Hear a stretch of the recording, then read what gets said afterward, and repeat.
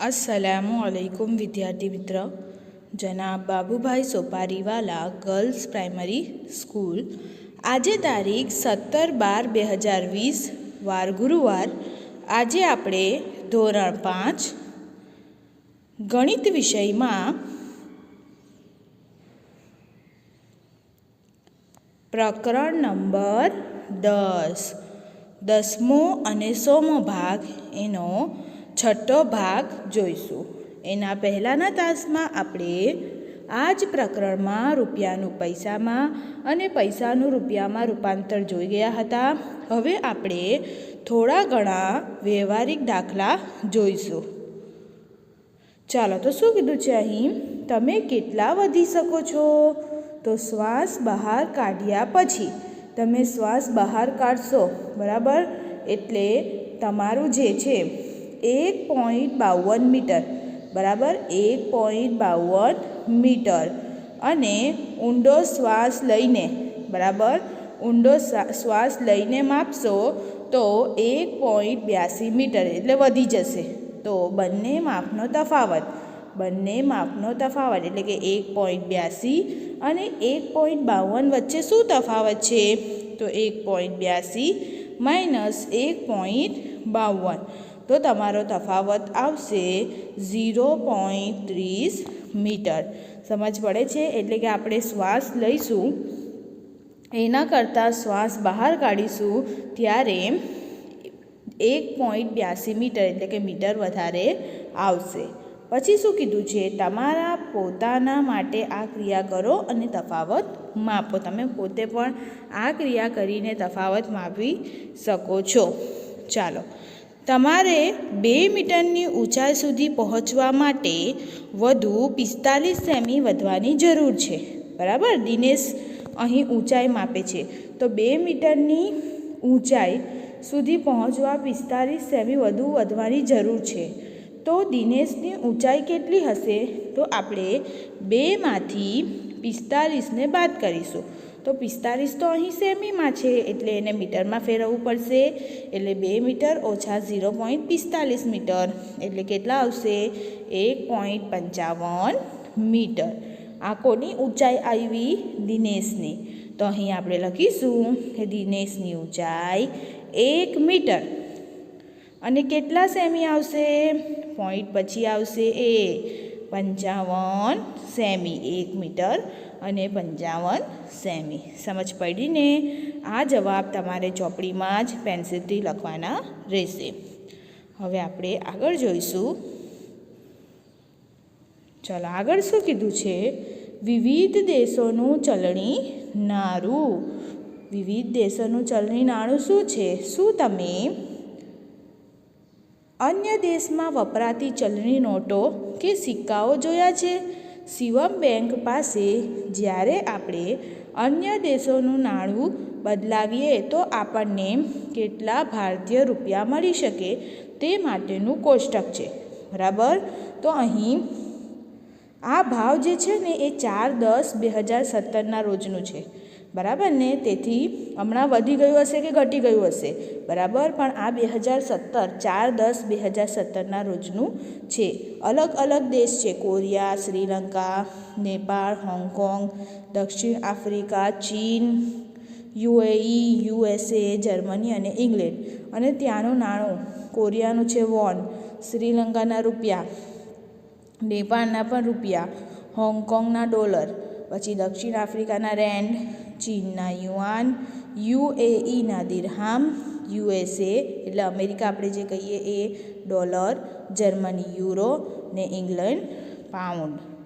ચાલો, અહીં ભારતીય રૂપિયા એટલે કે 1 વોન હોય તો ભારતના 0.06 રૂપિયા, પછી શ્રીલંકાનો 1 રૂપિયો એટલે ભારતના 0.43 રૂપિયા, પછી નેપાળનો 1 રૂપિયો એટલે ભારતના 0.62 રૂપિયા, બરાબર। પછી એવી જ રીતે દક્ષિણ આફ્રિકાનો 1 રેન્ડ એટલે ભારતના 4.80 રૂપિયા, બરાબર। આમ 1 વોનની કિંમત ભારતમાં અલગ અલગ રૂપિયા થાય છે। આના પરથી આપણે દાખલા જોઈશું। ચાલો, તો સૌથી પહેલાં અહીં આપેલું છે કયા દેશનું ચલણી નાણું ભારતીય રૂપિયામાં સૌથી વધુ કિંમત દર્શાવે છે. બરાબર, એટલે કે કયા દેશનું ચલણી નાણું ભારતીય રૂપિયામાં સૌથી વધુ કિંમત દર્શાવે છે. તો અહીં ભારતીય રૂપિયા આપેલા છે, દેખાય છે.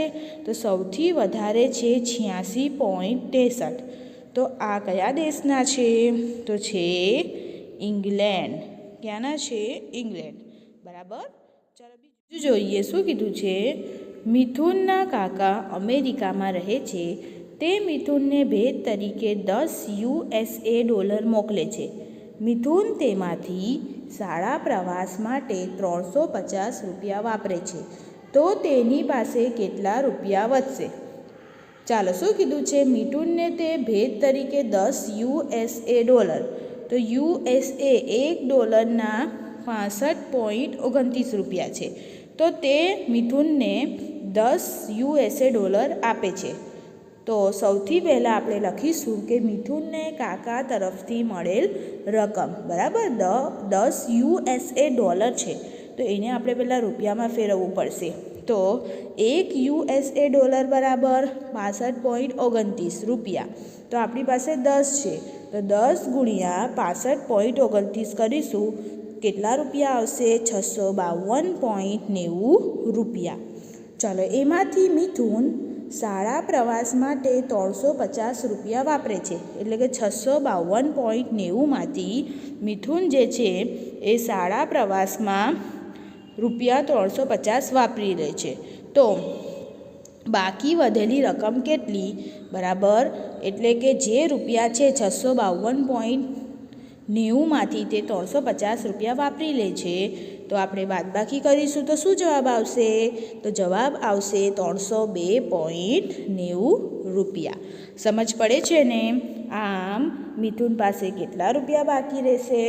મિથુન પાસે $302.90 બાકી રહેશે. સમજ પડે છે ને? આ દાખલો તમારે તમારી નોટબુકમાં રકમ લખીને ગણવાનું રહેશે. ચાલ આગળ જોઈએ. આગળ શું કીધું છે? માજીદના પિતાજી સાઉદી અરેબિયામાં કામ કરે છે. તેમને પગાર પેટે 1000 સાઉદી દિરહામ મળે છે. બરાબર, 1000 સાઉદી દિરહામ. તો 1 દિરહામના ભારતીય ચલણી પ્રમાણે એટલે કે ભારતમાં એના રૂપિયા થશે 17.79. બરાબર ને? અને શું કીધું છે? અરુણાના પિતાજી શ્રીલંકામાં કામ કરે છે અને પગાર પેટે 2000 શ્રીલંકન રૂપિયા મેળવે છે. શ્રીલંકામાં કામ કરે છે અને પગાર પેટે 2000 શ્રીલંકન રૂપિયા મેળવે છે. અહીં 1 શ્રીલંકન રૂપિયાનો ભારતમાં ભાવ છે 0.43. સમજ પડે છે ને? તો પગાર પેટે ભારતીય ચલણ મુજબ કોને વધારે રૂપિયા મળે? સમજ પડે છે ને? એટલે કે માજીદના પિતાજી વધારે કમાવે છે કે અરુણાના પિતાજી? તો ચાલો, સૌથી પહેલાં આપણે માજીદના પિતાજી ભારતીય ચલણ મુજબ કેટલો પગાર પાડે છે બરાબર તે જોઈએ. તો શું કીધું છે?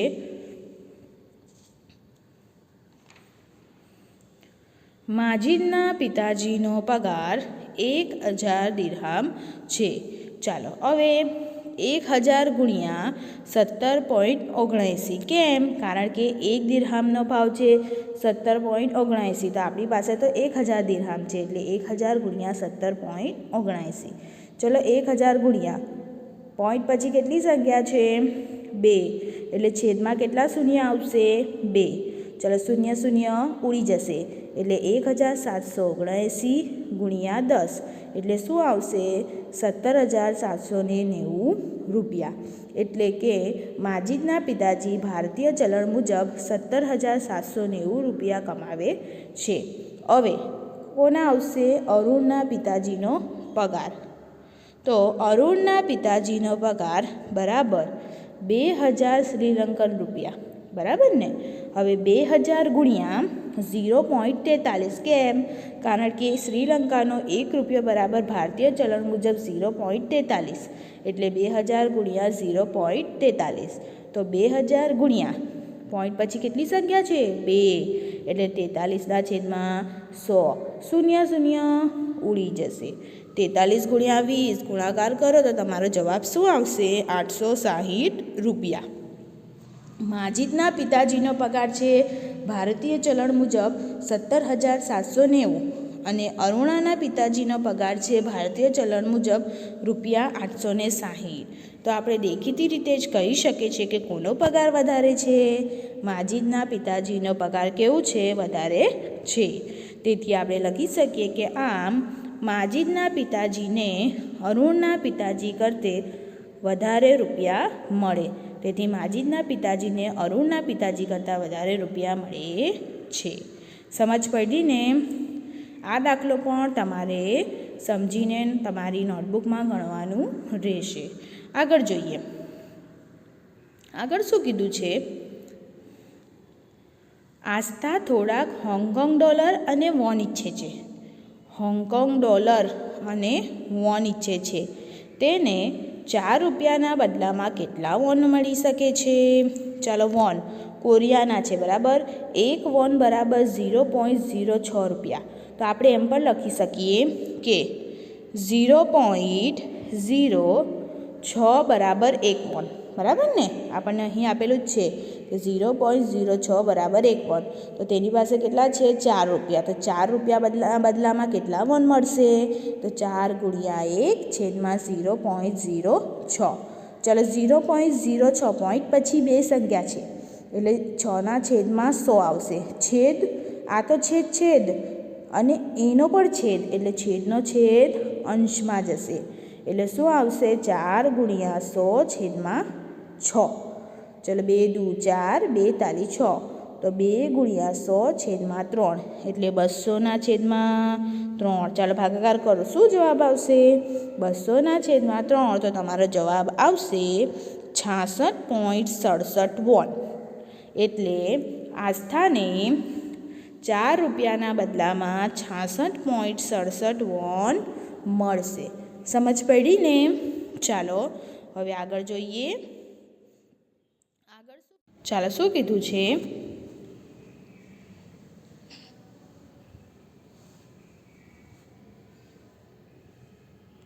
₹400 બદલામાં કેટલા મળે?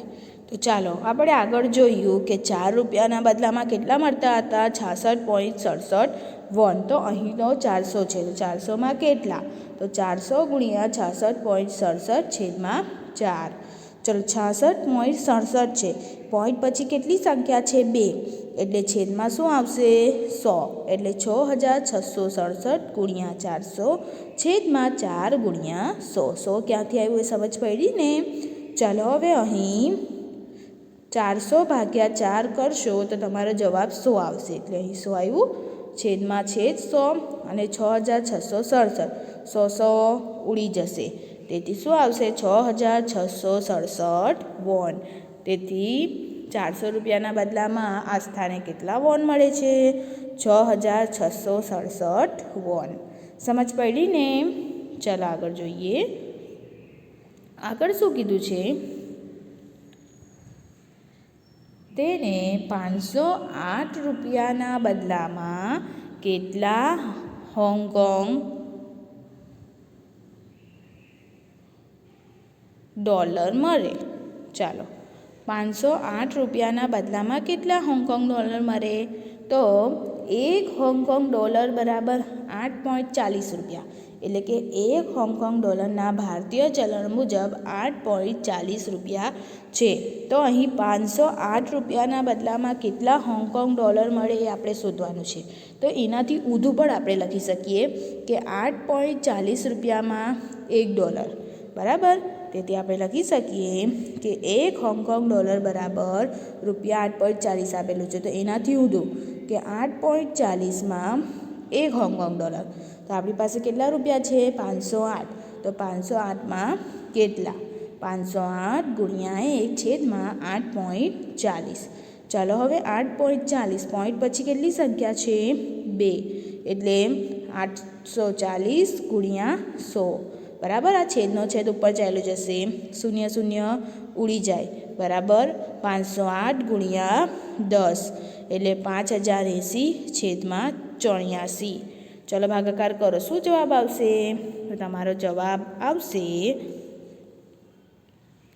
60.67 હોંગકોંગ ડોલર સમજ પડીને આમ આપણે આવી રીતે ડોલરનું વોનનું બરાબર દિરહામનું રૂપિયામાં અને રૂપિયાનું ડોલરમાં વોનમાં દિરહામમાં રૂપાંતર જોઈ ગયા બરાબર આના આગળનું આપણે આગલા તાસમાં જોઈશું તમારે આ બધા જ દાખલા તમારી નોટબુકમાં સમજીને ગણવાના રહેશે